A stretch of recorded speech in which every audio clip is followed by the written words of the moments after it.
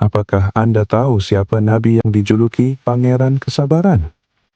Kisahnya akan mengubah pandangan Anda tentang keteguhan iman.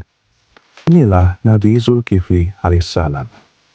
Seorang pemimpin yang bijaksana dan dicintai rakyatnya, dengan iman yang kokoh dan akhlak yang mulia.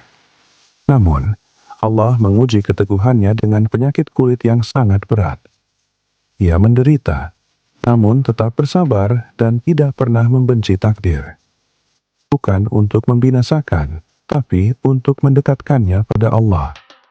Setiap hari, ia memohon ketetapan hati dan keberkahan. Meski dalam kesukaran, keadilannya tetap terjaga. Ia menjadi teladan bagi para hakim dan pemimpin di seluruh dunia. Dari Nabi Zulkifli alaihissalam kita belajar, kesabaran bukan tentang menahan rasa sakit, tapi tetap bersyukur dan beribadah di tengahnya. Mari perkuat iman kita.